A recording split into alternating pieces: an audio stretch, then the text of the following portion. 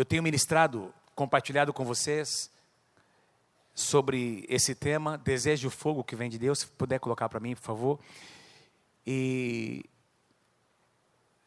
apenas lembrando, eu estou concluindo a 6ª mensagem dentro deste tema, quando nós encontramos no Antigo Testamento 6 ocasiões em que Deus visitou alguém, ou Deus visitou através dessa pessoa o seu próprio povo.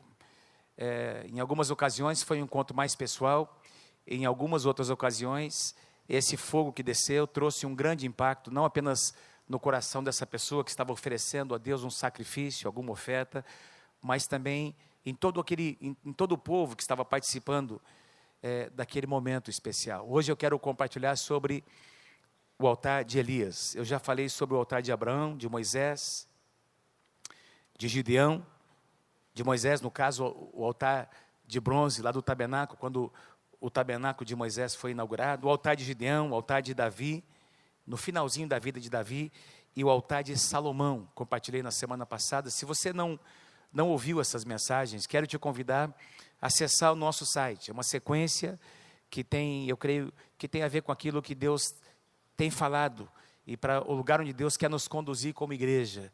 Deus quer derramar o fogo do Espírito Santo sobre nós nesses dias. E nós estamos crendo num ano em que o fogo de Deus vai tomar conta das nossas vidas e dos nossos corações. Foram ocasiões raras, porque na maior parte das vezes em que alguém ofereceu um sacrifício ao Senhor, esse fogo foi trazido de algum lugar. E apenas nessas 6 ocasiões, pelo menos de maneira explícita, nós encontramos o fogo de Deus vindo da parte de Deus, dos céus. O próprio Deus respondendo à ação do homem com fogo. E não foi diferente nesse altar que Elias edificou.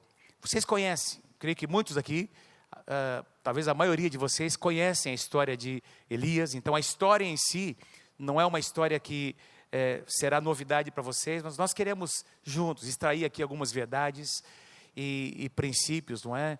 Bem práticos, que tem a ver com a nossa geração, com o momento em que nós estamos vivendo. Deixa eu falar um pouquinho sobre o contexto em que Elias estava vivendo.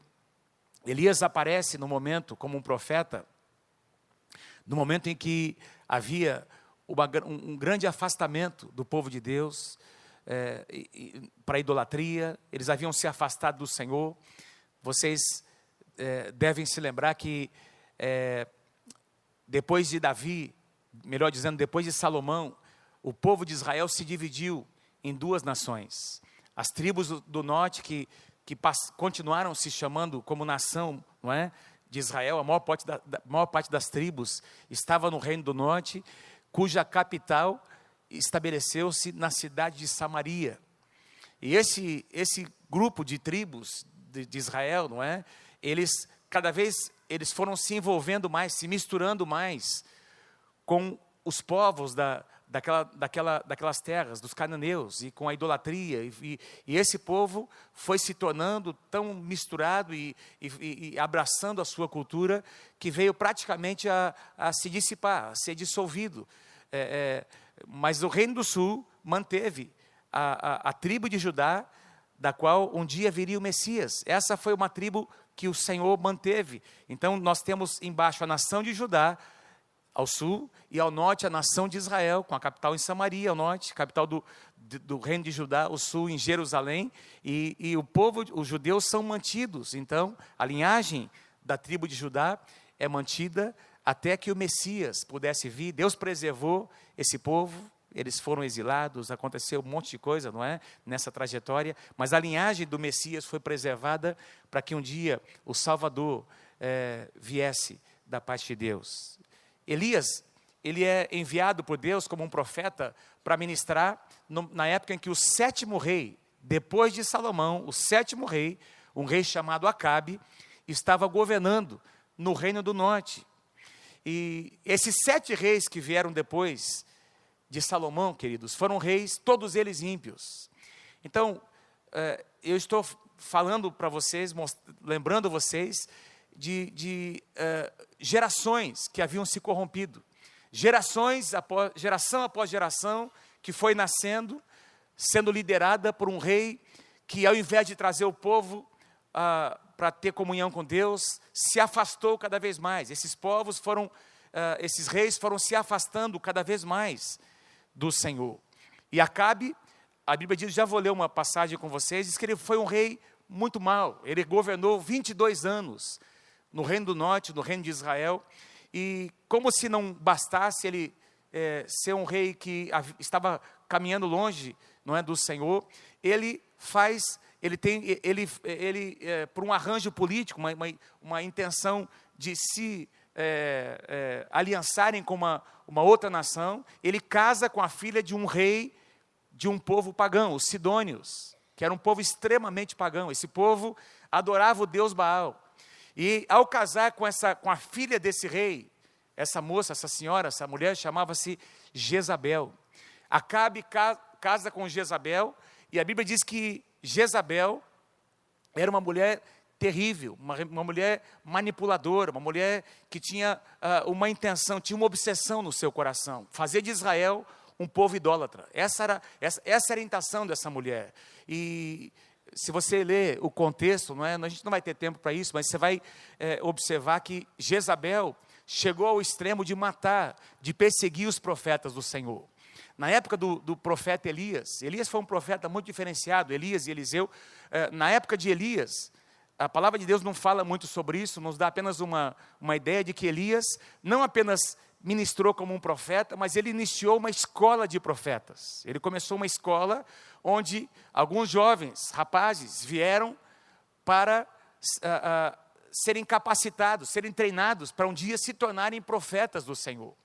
E a Bíblia diz que Jezabel começou a matar, provavelmente, muitos desses discípulos, desses profetas, que estavam sendo treinados. Ela estava matando esses homens que seriam profetas do Senhor. E nesse contexto, a palavra de Deus nos diz que Deus levanta um homem chamado Obadias. Ele era mordomo do rei Acabe, da rainha Jezabel, e de maneira na surdina, escondido, não é? Ele protege, ele esconde profetas, grupos de 50 em 50, e a Bíblia diz que ele dava pão e água para esses profetas, para preservar a sua vida. Mas para vocês terem uma ideia da intenção dessa mulher, ela queria matar, e ela matou inclusive muitos profetas. E como se não bastasse, ela contratou 400 profetas, 450 profetas de Baal, e mais 400 profetas ou profetisas, muitos dizem que são profetisas ou sacerdotisas, de uma outra deusa, que eu vou mencionar o nome daqui a pouco. E ela então corrompeu Israel, uma mulher muito maligna. Jezabel, queridos, o nome Jezabel, para vocês terem uma ideia, provavelmente essa mulher, ao nascer, foi consagrada por seu pai. Não diz aqui, eu pelo menos não encontrei o nome do seu pai, um rei dos Sidônios, mas eu creio que está lá escrito, não é? Mas o nome Jezabel significa, eu anotei em algum lugar aqui, Baal existe. Baal existe. Então, provavelmente ao nascer, esse bebê, essa criança foi consagrada ao deus Baal, e ela se tornou uma mulher idólatra que queria então espalhar a idolatria no meio do povo de Israel. Era uma mulher tão maligna que no Novo Testamento nós encontramos uma referência no livro de Apocalipse. O próprio Senhor Jesus fala sobre Jezabel no capítulo 2, se não me engano, para uma das igrejas, falando sobre um tipo de espírito de manipulação, um espírito de prostituição, que tem que ser discernido e tem que ser resistido dentro da igreja. O próprio Jesus entrega essa visão a João, lá, quando ele tem a visão das 7 igrejas. Uma daquelas 7 igrejas diz que havia um espírito atuando de prostituição dentro da igreja, que queria destruir ministros do Senhor, não é? Destruir os pastores, a liderança, e esse espírito é chamado de espírito de Jezabel, que tinha que ser resistido, para vocês terem uma ideia de como essa mulher era maligna. Então eu quero ler com vocês aqui, no capítulo 16, 1 Reis 16, é nesse contexto que o profeta Elias surge, o seu ministério. 1 Reis capítulo 16, versos 32 e 33, diz assim, 1 Reis 16, versos 32 e 33, no templo de Baal, que ele mesmo, está falando do rei Acabe, tinha construído, em Samaria, que era a capital de Israel, o reino do norte, Acabe ergueu um altar para Baal. Então ele edifica um templo na capital, em Samaria, e como se não bastasse, ele edifica um altar ao deus Baal. Fez também um poste, versículo 33, fez também um poste sagrado. Tem algumas traduções que dizem um poste ídolo. Ele provocou a ira do Senhor, o Deus de Israel, mais do que todos os reis de Israel que vieram antes dele. Então, se a palavra de Deus diz, se a Bíblia diz que ele foi mau e fez pior do que todos que vieram antes dele, você imagina onde esse homem, esse rei, como líder, chegou, não é? Que nível de degradação que a nação chegou. Para vocês terem uma ideia, deixa eu mostrar para vocês aqui uma imagem desse deus Baal. O deus Baal era conhecido como o principal dos deuses na terra de Canaã. Era chamado o Deus Sol, o principal deus masculino, conhecido também como o Deus Moloque. Ele era desse jeito que vocês estão vendo aí, metade homem e metade como se tivesse uma cabeça de touro, não é? E conhecido como o Deus da fertilidade, e mais conhecido ainda pelos cultos que eram oferecidos a ele, onde havia orgias sexuais. Esses sacerdotes, esses profetas, eles se prostituíam. Quando o povo vinha trazer os seus sacrifícios, havia orgias sexuais que eram oferecidas. E pior do que isso, os pais, estou falando dos israelitas, estou falando do povo de Deus, o povo que havia sido separado, amados. Estou falando de um povo que na sua história tinha lá o tabernáculo de Davi, não é? Algumas gerações antes, lá na cidade de Jerusalém, que Deus havia inspirado Davi para edificar o seu tabernáculo, onde havia adoração ao Deus de Israel, ao Criador dos céus e da terra, adoração 24 horas por dia, turnos de louvor, de adoração, de intercessão. E agora, esse povo que vinha dessa linhagem estava adorando um Deus, e mais, pior do que as orgias sexuais que haviam, os pais traziam os seus filhos para serem sacrificados. Tem algumas figuras, se você procurar na internet, lá no Google, imagens do Deus Baal, você vai encontrar algumas, ou procurar alguma literatura, você vai encontrar algumas literaturas que dizem que alguns desses, porque eram configurações diferentes, alguns deles tinham como se fosse uma cavidade, onde eram colocadas brasas vivas, e os pais vinham com os seus bebês, e lançavam as crianças vivas, para serem queimadas no colo desse Deus. Está ali a figura de um pai, não é? Como que entregando o seu filho, uma criança, e esse era o tipo de adoração que estava acontecendo no meio do povo de Deus. Pastor, mas isso não tem nada a ver com a gente. Eu estava, enquanto preparava, fiquei pensando em quantas crianças estão sendo sacrificadas todos os dias. Eu procurei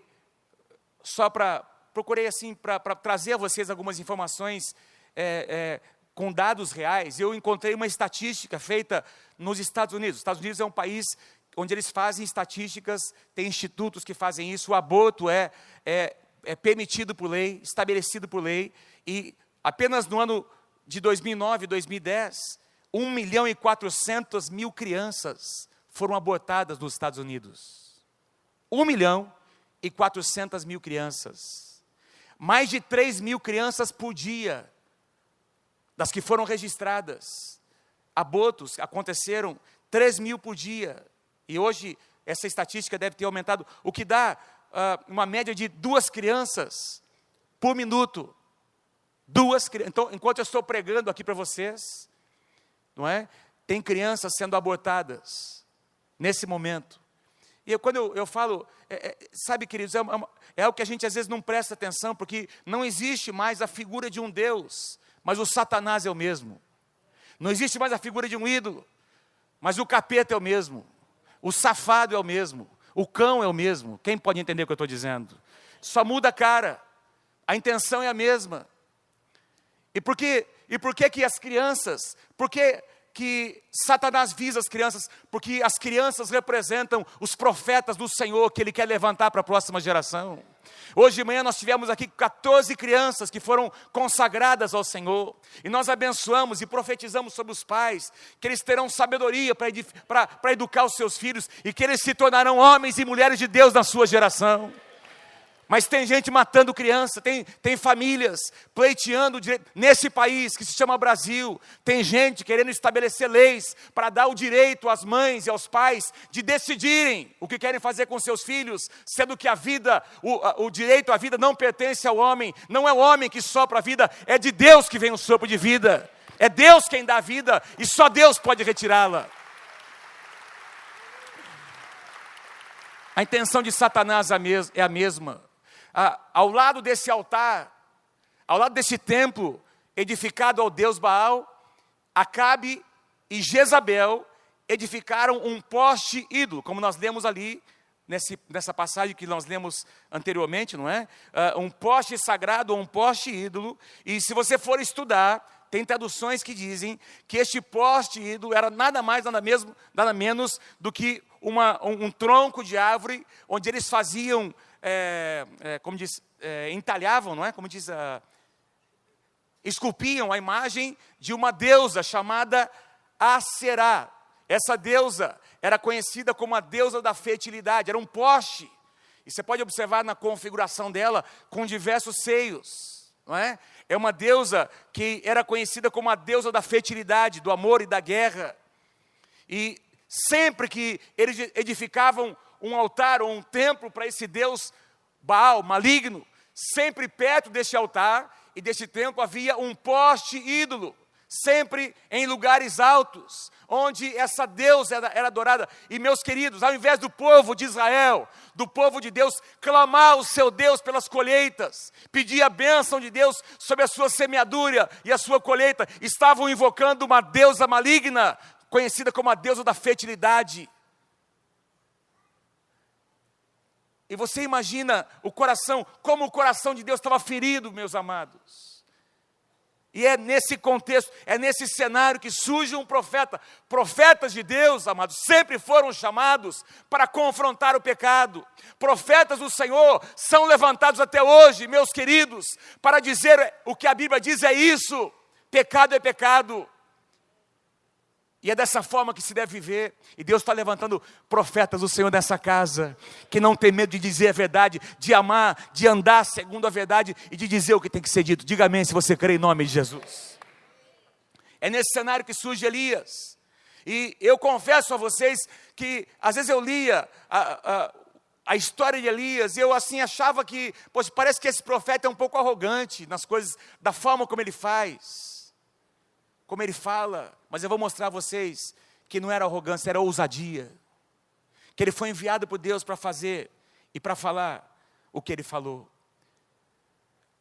Pastor, o que tem a ver isso com a gente? Eles estão lá, aquelas imagens, não tem nada a ver com o nosso contexto. Deixa eu falar um pouquinho com você sobre idolatria.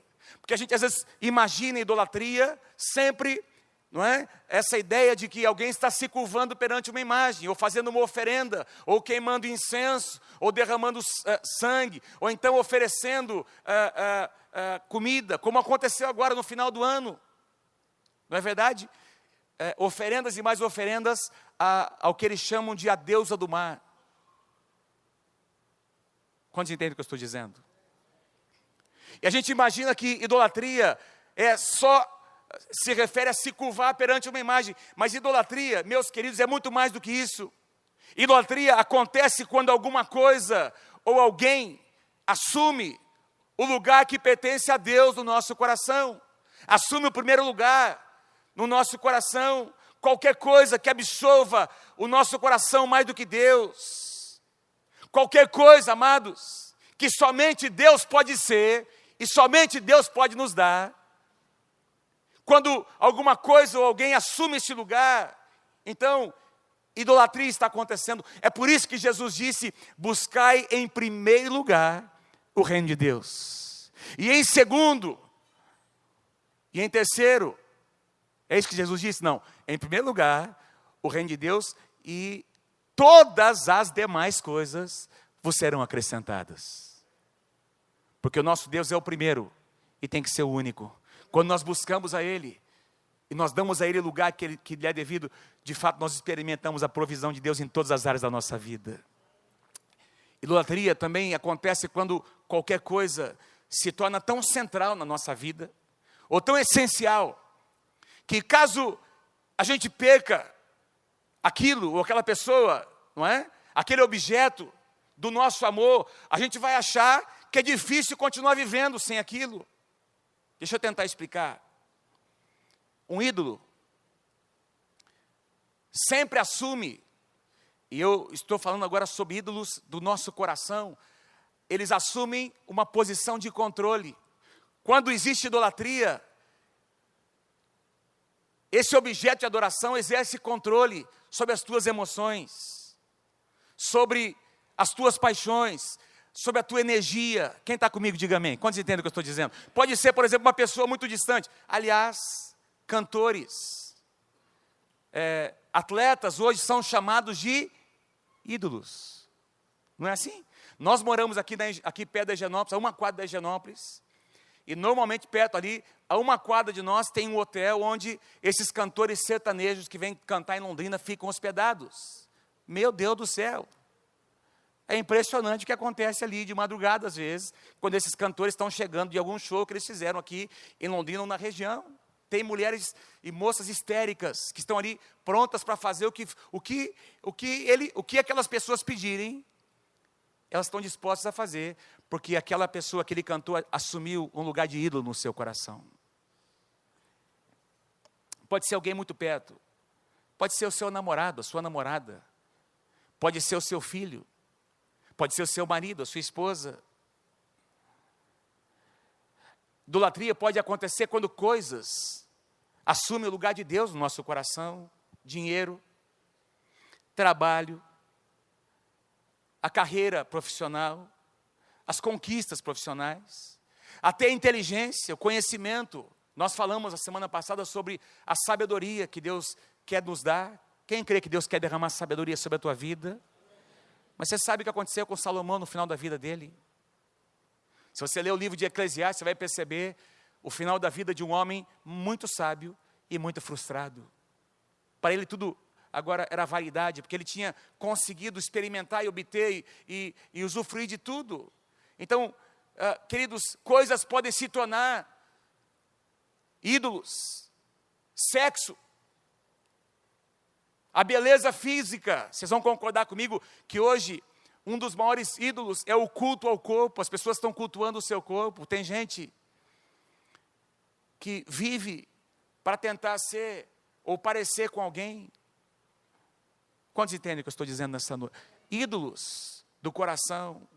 Então, ao ouvir essa mensagem nessa noite, não pense apenas num ídolo, numa imagem física. Pense em coisas que querem ocupar o meu coração e o seu coração, amados. E esse lugar só pertence ao nosso Deus. Um ídolo é qualquer coisa no lugar de Deus, que você olhe e diga, presta atenção no que eu vou dizer, um ídolo é qualquer coisa que ocupa o lugar de Deus no nosso coração, e a gente olha para isso, ou para essa coisa, ou para essa pessoa, e a gente diz, a minha vida não tem sentido sem isso. Amados, a nossa vida não tem sentido sem Deus no nosso coração.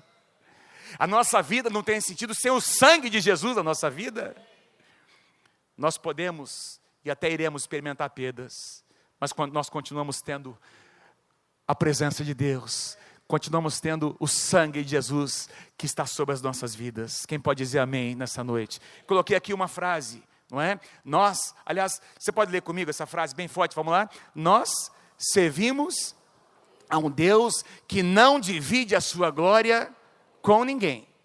Ele deseja ser o primeiro e o único nas nossas vidas. Diga assim, primeiro e único na minha vida. É tão importante essa verdade, e eu gostaria que você entendesse, talvez, agora vamos entender do ponto de vista de Deus. Para Deus é importante o lugar que nós damos para Ele. Deus está olhando demais, Deus está observando que lugar nós damos para Ele no nosso coração. Tanto é verdade que dos 10 mandamentos, você pode acompanhar, depois lendo a sua Bíblia em Êxodo capítulo 20, você vai observar que dos 10 mandamentos, 2 deles, os 2 primeiros, ou seja, e se são os 2 primeiros, é que para Deus eles são o mais importante. Não adorarás, aliás, não terás outros deuses além de mim. Não farás para ti nenhum ídolo, nenhuma imagem de escultura no céu, na terra, debaixo da terra. E o segundo mandamento, não te prostrarás diante deles, nem prestará cultos a ele. Podemos não, querido, não nos prostrar fisicamente, mas tem gente se prostrando aqui dentro. Tem gente se rendendo aqui dentro a coisas e a pessoas. A história de Elias começa, queridos, nesse contexto, nesse cenário, e olha o que Elias diz para o rei Acabe, esse rei mau, esse rei ímpio, esse rei que escolheu casar com uma mulher maligna, e pelo perfil desse homem, se você ler a história, você vai perceber que esse homem era um banana, você vai perceber que esse homem era um fraco, você vai perceber que esse homem se deixava ser manipulado pela sua esposa, pela sua mulher, aliás, que é uma marca da nossa geração, homens omissos, homens que não assumem o seu lugar, homens que não assumem a sua liderança, homens que são manipulados pelas mulheres. E eu não estou dizendo que você não deve dar espaço para a sua esposa, ela tem o lugar dela, ela tem o papel dela, mas, amado, existe uma ordem que Deus estabelece na casa, tem o papel do homem e o papel da mulher, e não significa que um é maior do que o outro, são papéis diferentes. E nós encontramos agora Acabe, um homem omisso, um homem que se deixa, querido, ser levado pela manipulação de uma mulher ímpia, uma mulher maldosa. E ele diz assim: ora, Elias, o tesbita de Gileade, disse a Acabe: eu juro pelo nome do Senhor, o Deus de Israel a quem sirvo, que não cairá orvalho nem chuva nos anos seguintes. Nem diz quanto tempo seria, exceto mediante a minha palavra. Ousado. Exceto mediante a minha palavra. É a primeira menção do nome Elias. O nome Elias significa Jeová é meu Deus. Diga assim comigo: Jeová é meu Deus. Mais uma vez, vamos lá comigo: Jeová é meu Deus. Elias significa Jeová é meu Deus. Ele está indo em nome do Senhor.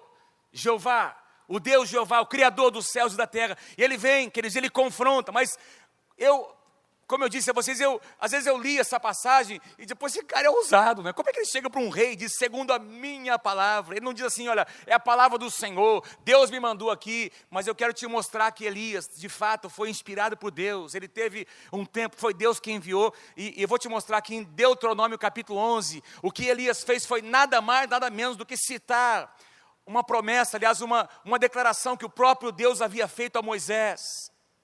Deuteronômio capítulo 11, versículos 16 e 17, Moisés diz assim, inspirado por Deus ao povo de Israel: por isso tenham cuidado para não serem enganados e levados a desviar-se para adorar outros deuses.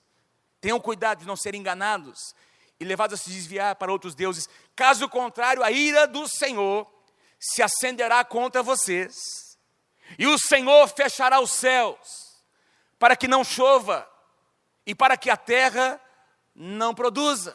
Ou seja, Elias, meus amados, ele vem e ele agora confronta o rei, mas ele confronta o rei usando a palavra de Deus. Vou dizer de novo, ele confronta o rei usando a palavra de Deus. Se você vai participar, se você vai se envolver em alguma guerra espiritual, e você vai usar a palavra de Deus, amém? Jesus, ao confrontar Satanás no deserto, ele disse, está escrito, está escrito, está escrito. Amados, a palavra de Deus é aquela que te dá a vitória. Quando você guerreia baseado na palavra, a sua vitória é certa diante do Senhor. E Elias vem para confrontar. Eu quero dizer, olha, Elias usou a palavra, mas Elias não diz aqui, mas Elias orou muito, amados. Elias orou muito. Como é que você sabe disso, pastor? Porque lá no livro de Tiago, no capítulo 5, versículo 17, você pode ler comigo, diz assim, Elias era homem, aliás, ele era humano como nós, e ele orou fervorosamente para que não chovesse, e não choveu sobre a terra durante 3 anos e meio. Então, o que é que significa isso? Nas entrelinhas, aqui significa que ele veio, entregou uma palavra de Deus para o rei, e foi para sua casa orar, para dizer, Senhor, pelo amor de Deus, cumpre agora a tua palavra, Deus, que eu já liberei a tua palavra. E ele foi para casa orar, e diz que não foi só uma oraçãozinha, não. Ele orou fervorosamente, ele orou, intercedeu, clamou. Ele deve ter se lembrado do que Deus havia dito para Moisés. Ele começou a fazer o Senhor, lembrar o Senhor do que ele tinha falado. Deus, eu fui em teu nome, então responde, Senhor. E a Bíblia diz que durante 3 anos e 6 meses, não choveu mais sobre a face da terra. Quem aqui crê que o nosso Deus cumpre a sua palavra? Diga amém. Quem pode dar um aplauso para esse Deus maravilhoso, que sempre cumpre a sua palavra? Sempre cumpre a sua palavra. Bom, o resultado disso, você pode ler depois, é que o rei ficou furioso. Aliás, ele só ficou furioso porque ele voltou para casa e contou para a mulher. Quem ficou furioso deve ter sido a mulher dele. E como ele era um homem fraco, ele também ficou porque ela ficou primeiro, né? E diz que, queridos, diz que Acabe ficou muito furioso. Você vai ler no contexto, ele ficou muito bravo com Elias, porque Elias sumiu, ele deu a palavra e sumiu do mapa. Deus traz Elias para um lugar onde havia uma fonte de águas, não é, que corria, e Deus manda que alguns pássaros, alguns corvos, levassem pão e carne para sustentar o profeta. Mas depois de algum tempo, quem sabe algumas semanas, não sei quanto tempo, quem sabe alguns meses, sendo sustentado por Deus, Elias também teve que depender de Deus naquela situação. A fonte seca, porque a seca já se fazia, a palavra de Deus começou a se cumprir sobre toda a terra, aquela fonte secou, e aí Deus diz para Elias, vai para uma cidade onde eu vou te mostrar, tem alguém que vai te sustentar, uma viúva. Lembra da história da viúva de Sarepta? Lembra da história? Quando ela chega e ela tem só um punhado de farinha, um pouquinho de azeite, e o profeta de Deus prova, e ele libera uma palavra dela, se você obedecer a palavra, a farinha não vai acabar, e o azeite não vai faltar. E Deus foi multiplicando aquele azeite, aquela farinha, durante todo aquele tempo. Alguns dizem que Elias ficou mais de 2 anos na casa dessa mulher, dessa viúva, sendo sustentado por ela.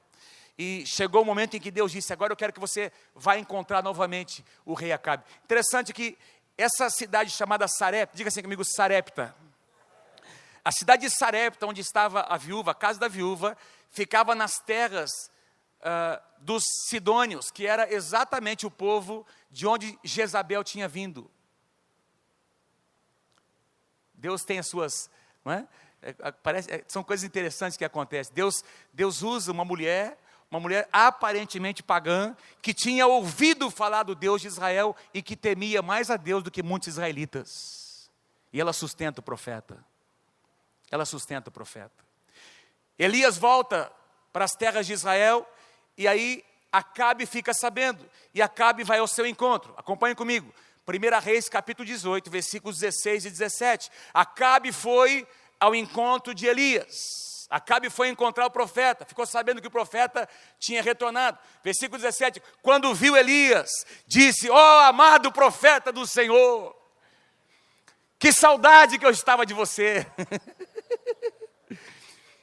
Vem para o meu palácio para a gente comer um negocinho junto, não é? Você vai comer na minha mesa. O que é que ele disse?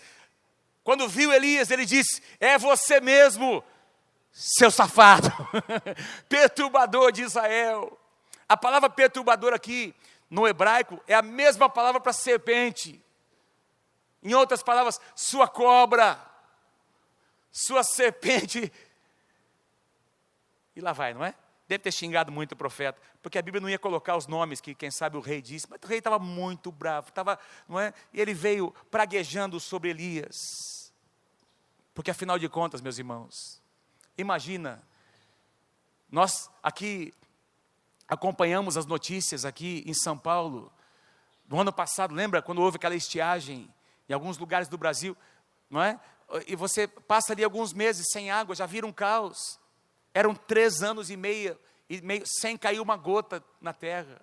Então não tinha plantação, os animais tinham morrido. O rei estava furioso, meus irmãos, e ele levou para o lado pessoal. Ele não entendeu que era uma palavra de Deus que queria levá-lo para o arrependimento. Versículo 18, Elias responde, eu não tenho perturbado Israel. Elias respondeu, mas você e a família do seu pai têm feito isso. Vocês abandonaram os mandamentos do Senhor e seguiram outros deuses, os Balaíns. Ou seja, não é por minha causa. Vocês têm abandonado. Você é o rei de Israel. Você deveria ser o líder. Você é o pastor da nação. Você deveria estar conduzindo a nação para se arrepender, para amar o Senhor. Então as bênçãos de Deus viriam sobre a nação. Mas foi você que se afastou. Foi você que endureceu o seu coração. Eu coloquei uma frase aqui. Isso se refere, meus queridos, a cada um de nós, líderes, homens de Deus que estão aqui nessa plateia, nesse local, nessa noite. Assim como o avivamento, quem deseja o avivamento do Senhor na sua vida? Assim como o avivamento é o resultado direto do posicionamento dos líderes. Apostasia também, falta de fé também é, incredulidade também é. E é por isso que eu creio que Deus está levantando líderes nessa casa. Deus está levantando homens de Deus nessa casa. Deus está levantando homens que estão assumindo o seu lugar na sua casa como sacerdotes. Deus está levantando pais e mães que estão assumindo o seu lugar de liderança. Deus está ungindo nossos líderes. Deus está ungindo nossos supervisores. Deus está derramando uma unção nova sobre os nossos pastores nesses dias, amados. Porque tudo que Deus faz começa na liderança. Se Deus vai fazer alguma coisa numa casa, começa com papai e mamãe. Amém, queridos? A unção vem de cima. A unção vem, diz lá no Salmo 133, que o óleo desce pela cabeça, toca as barbas, não é? E vem pela orla até chegar, não é? Nas extremidades. E isso representa a forma como a unção de Deus vem de cima para baixo. E Elias está confrontando, você deveria ter obedecido, você deveria ter temido ao Senhor. E aí Elias, queridos, faz o desafio que você lembra, você conhece o desafio que ele faz. Agora, ele diz no versículo 19, Acabe, convoque todo o povo de Israel para encontrar-se comigo lá no Monte Carmelo. E traga os 450 profetas de Baal e os 400 profetas de Aserá, aquela deusa, daquele poste ídolo, que comem a mesa de Jezabel. Essa frase, que comem a mesa de Jezabel, ela explica algo para nós, que enquanto estava havendo fome em todo Israel, tinha 850 profetas malignos, que comiam do bom e do melhor no palácio do rei, que viviam da mordomia, que eram sustentados dos impostos que os israelitas pagavam. 850 profetas e prostitutos, que o povo sustentava. E aí Elias, ele desafia, vamos lá para o Monte Carmelo. E ele diz assim, que Deus vai provar, traga o povo, traga os sacerdotes, traga os profetas. Versículo 21, aliás 20, Acabe convocou então todo Israel e reuniu os profetas no Monte Carmelo. E Elias dirigiu-se ao povo e disse, até quando vocês vão oscilar entre duas opiniões? Se o Senhor é Deus, quem aqui crê que o Senhor é Deus? Se o Senhor é Deus, sigam-no. Mas se Baal é Deus, então sigam-no. Vocês precisam escolher o que vocês querem. E o povo, porém, nada respondeu. Nenhuma voz dizendo, nós queremos servir o Deus de Israel. Nenhuma voz dizendo, nós estamos contigo, profeta. Quem está comigo aí nessa noite, diga amém. Nenhuma voz dizendo, nós estamos contigo, profeta. Fala a palavra do Senhor. Todo mundo quieto, para ver o que iria acontecer. É a típica atitude de pessoas que estão envolvidas em idolatria. Veja o que Jesus diz em Mateus, no capítulo 6, versículo 24. Ninguém, quando fala sobre finanças, dinheiro, quando Jesus cita Mamon como Deus do dinheiro, que corrompe o coração das pessoas, ninguém pode servir a dois senhores, porque ou há de aborrecer-se de um e amar o outro, ou se devotará a um e desprezará ao outro. Seja qual for o objeto da adoração de alguém, idolatria sempre gera passividade. Você pode ler essa frase comigo? Vamos lá, lê comigo. Seja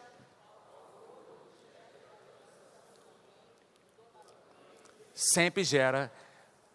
Quando nós estivemos na Índia, alguns anos atrás, e alguns irmãos estiveram lá também, alguns pastores, uma das coisas que mais nos chamou a atenção é, além dos milhões de deuses que eles cultuam, você anda nas ruas, nas avenidas, nas estradas, você encontra templos grandes e pequenos. Às vezes no centro da cidade, de qualquer cidade da Índia, você está andando e tem ali um templo e um Deus ali dentro, diversos milhões de deuses. Qualquer coisa é Deus, rato é Deus, macaco é Deus, não é? Enfim, os animais são adorados como deuses, mas tem uma característica que marca aquela população: passividade.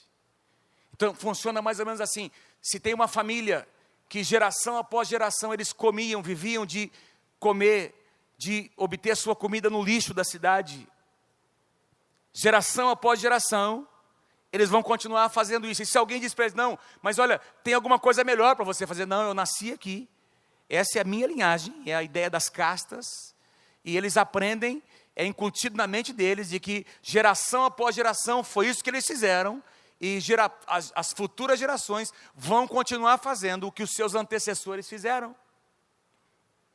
Passividade. Passividade. O povo de Deus não é um povo passivo. Vou dizer de novo, o povo de Deus não é um povo passivo, porque o nosso Deus é um Deus em movimento. A igreja do Senhor Jesus é uma igreja que está se movimentando. Quem pode dizer amém? Amém? Você está crescendo de glória em glória. O seu conhecimento de Deus, a sua sabedoria está crescendo, a sua capacidade de liderar está crescendo, de ser um homem de Deus, uma mulher de Deus, está crescendo a cada dia, e você pode visualizar um bom futuro. O melhor de Deus está à sua frente, porque o Deus que você e eu servimos é um Deus que nos faz olhar para frente, amados, e é um Deus que nos coloca em movimento. Ninguém respondeu nada. Passividade.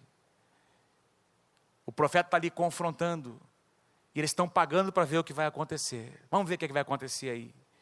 E aí, Elias diz: então vocês, sacerdotes, profetas de Baal, vocês invocarão o nome do seu Deus, e eu invocarei o nome do Senhor, o Deus de Israel, e o Deus que responder por meio de fogo, e o Deus que responder por meio do fogo, esse é Deus. O Deus que responder por meio do fogo, esse é Deus. O Deus que responder com fogo, esse é Deus. Então todo o povo disse: é boa essa palavra, é bom o que você disse. E aí, queridos, ao ver a aprovação do povo, Acabe convoca os profetas, porque o Deus Baal também era conhecido como Deus Sol. O sol nada mais é do que uma bola de fogo, não é verdade? Então acho que Acabe pensou assim: isso é fichinha para Baal. Ele é o Deus do fogo, faz parte do próprio nome dele. Isso aqui vai ser fichinha. E ele chama os profetas, não é? E aí diz lá versículo 26, então pegaram um novilho que lhes foi dado. Eles trouxeram 2 novilhos. O primeiro novilho, os profetas de Baal, não é? Os 450 profetas e os outros 400 profetas de Aserá iriam pegar esse sacrifício, preparar um altar, um sacrifício, iriam invocar fogo. E Elias faria o mesmo com outro animal. Então eles pegaram o primeiro novilho que lhes foi dado e o prepararam, e clamaram pelo nome de Baal desde a manhã até o meio-dia. Foram horas e horas de clamores. Ó Baal, responde-nos, gritavam, e dançavam em volta do altar que haviam feito, mas não houve nenhuma resposta. Ninguém respondeu. Não houve nenhuma resposta. Ninguém respondeu. Louvado seja o nome do Senhor. Não houve nenhuma resposta. Ninguém respondeu. Queridos, era uma guerra espiritual que estava acontecendo. E aí Deus faz o inimigo se calar, meus irmãos. Não houve resposta. Acompanhe comigo. E foram várias horas, versículo 27, ao meio-dia, Elias começou a zombar deles. Gritem mais alto. Esse profeta também era brincadeira, hein? Gritem mais alto, dizia ele, já que ele é um Deus. Quem sabe está meditando, quem sabe ele está ocupado, ou viajando, talvez esteja tirando uma soneca. Esse profeta Elias. Não é? Talvez ele precise se despertar, talvez está lá dormindo. Gritem mais alto. Versículo 28, e eles obedecem, Elias, já estavam obedecendo. Os profetas já estavam obedecendo o homem de Deus. Então eles gritaram, passaram a gritar mais alto e a ferir-se com espadas e com lanças. Não é? De acordo com o costume deles, até sangrarem. Versículo 29. E passou o meio-dia, e eles continuaram profetizando em transe, estavam endemoniados, esses sacerdotes e profetas, até a hora do sacrifício, até mais ou menos as 3 horas da tarde, até a hora do sacrifício da tarde, mas não houve resposta alguma, ninguém respondeu, ninguém deu atenção. Não houve resposta alguma, ninguém respondeu, ninguém deu atenção. Vamos repetir essa frase comigo? Vamos lá. Não houve resposta alguma, ninguém respondeu, ninguém deu atenção, porque as respostas estão aos pés do Senhor Jesus Cristo. Amém, amados? As respostas estão quando nós nos quebrantamos diante do nosso Deus. Tem um salmo que diz: os deuses deles têm boca, mas não falam, têm braços, mas não tocam. Não é isso que diz lá? Tem ouvidos, mas não ouvem.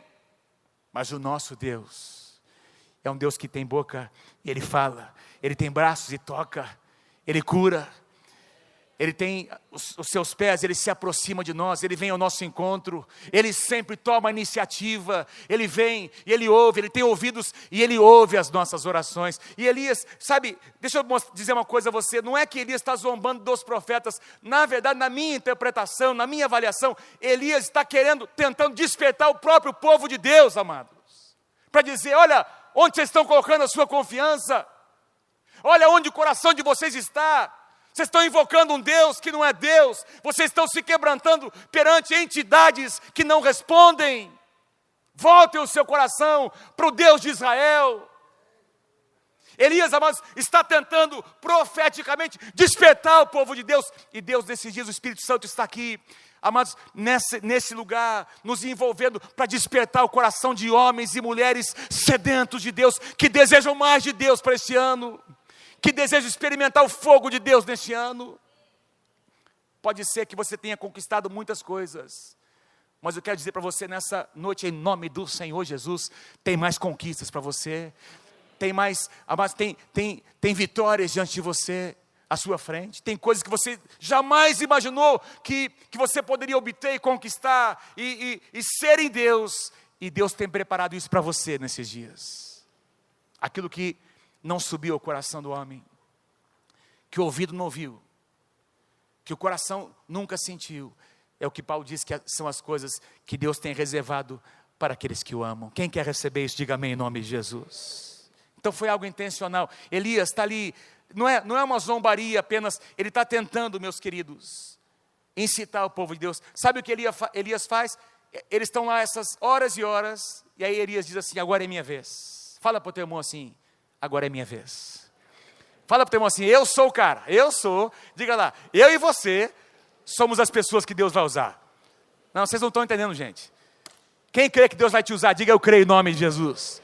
Fala para a pessoa falando: eu sei que Deus vai me usar e vai também usar a tua vida nesses dias. Elias diz assim para os profetas: agora é minha vez. Agora vocês observem o que vai acontecer. O que é que Elias faz?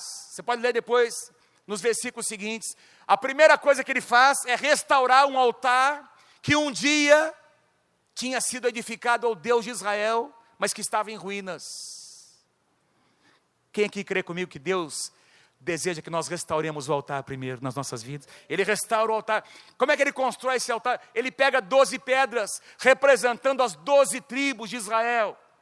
Põe lá, faz o altar, sacrifica o animal, prepara a lenha, coloca em cima do altar, coloca o animal sobre aquela lenha.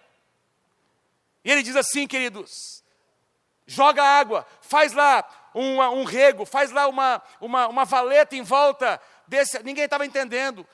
Faz lá essa valeta em volta do altar.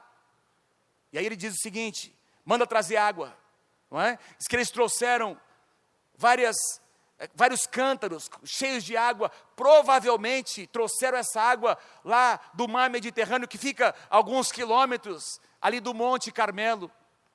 Muita água. Derramaram a água sobre o altar. Diz que foi tanta água. Aliás, está aqui no versículo 35. A água escorria do altar. Foi tanta água que ela começou a escorrer, meus queridos, chegando a encher a valeta. A água saturou o sacrifício, não é?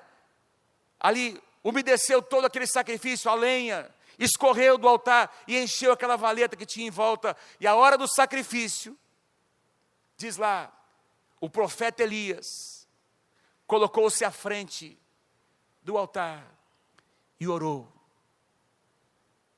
Homens de Deus e mulheres de Deus oram quando precisam que o milagre aconteça. Começaram a invocar, ele começou a invocar: ó Senhor, Deus de Abraão, Deus de Isaac, Deus de Jacó. Veja, ao fazer essa oração, Elias está lembrando que o Deus que ele servia era um Deus de aliança. O nosso Deus é um Deus de aliança. O nosso Deus é um Deus que nunca revoga a sua aliança.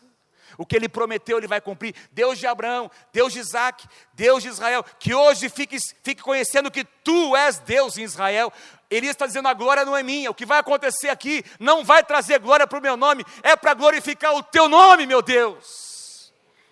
Que fique conhecido hoje que tu és Deus em Israel. E que eu sou apenas o teu servo. Eu sou apenas um veículo. Eu sou apenas alguém que tu estás usando para trazer avivamento para este povo, e que eu fiz todas essas coisas debaixo da tua ordem, debaixo da tua direção. Versículo 37, responde-me, ó Senhor. Levanta sua mão comigo, levanta sua mão comigo. Diga assim: responda-me, Senhor. Diga assim bem forte: responda-me, Senhor. Responde as minhas orações, responda os meus clamores, Senhor. Diga assim: para que os meus amigos, diga bem forte, para que os meus amigos, para que os meus familiares saibam hoje que tu és Deus, que tu és Senhor e que tu deves ser glorificado neste lugar. Foi mais ou menos essa oração que Elias fez. Que eles saibam hoje que tu és Senhor, que tu és Deus e que fazes o coração deles se voltar para ti. E aí, amados, queridos, veja o que acontece, versículo 38. Meu Deus do céu. Então o fogo do Senhor caiu. Não diz que foi uma faísquinha, não foi um foguinho, não foi.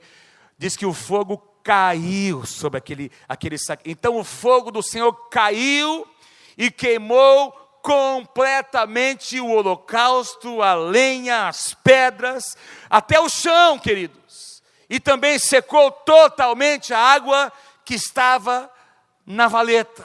Muito fogo consumiu aquilo, o holocausto. Versículo 39, quando o povo viu a manifestação do fogo, Deus respondendo com fogo, todos caíram prostrados e gritaram: o Senhor é Deus! O Senhor é Deus! Louvado seja o nome do Senhor! Aí o povo responde, porque o povo vê os sinais. Mas esse povo, presta atenção no que eu vou dizer, geração após geração, a idolatria estava governando em Israel, e essa geração havia nascido debaixo de idolatria. Eles não conheciam o poder de Deus, eles tinham ouvido falar do Deus de Moisés, do Deus de Abraão, Isaac e Jacó, do Deus que abriu o mar vermelho. Isso era história para eles, mas eles precisavam ter uma experiência com o fogo de Deus. E naquele dia eles tiveram. O fogo caiu.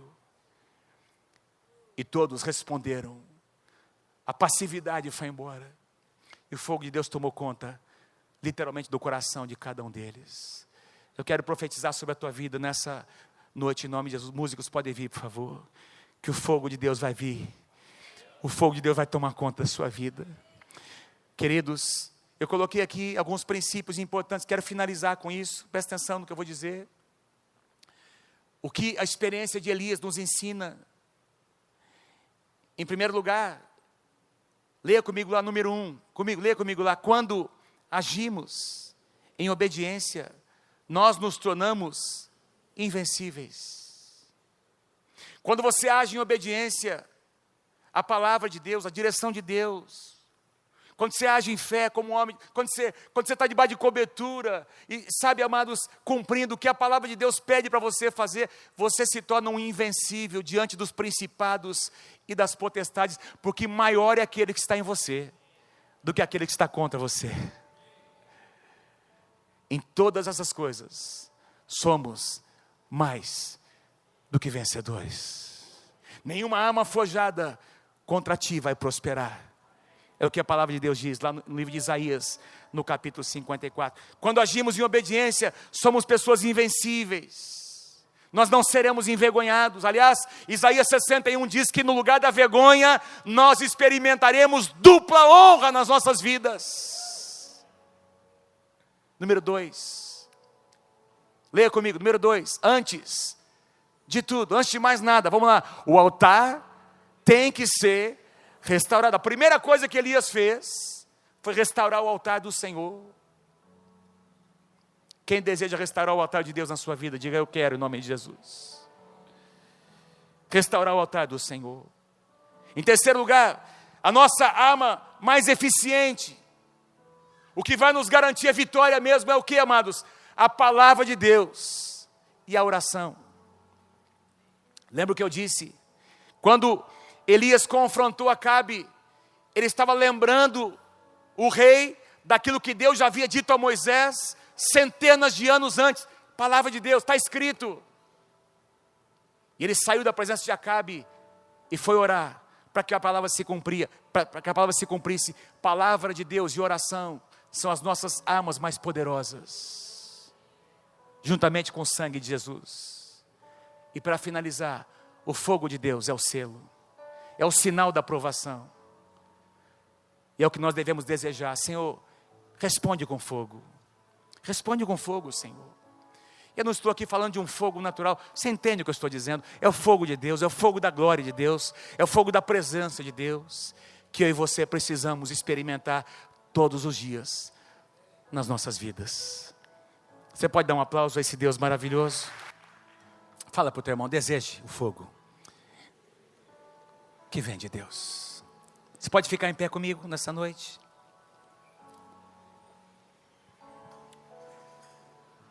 Aleluia.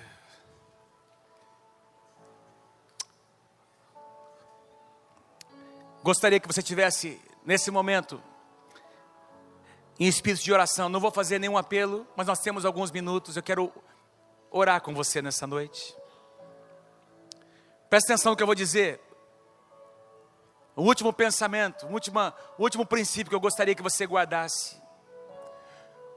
Os últimos versículos de Malaquias, o último livro do Antigo Testamento, o último dos profetas do Antigo Testamento. Nesse livro Malaquias, profetiza mais ou menos assim: nos últimos dias, Deus enviará Elias.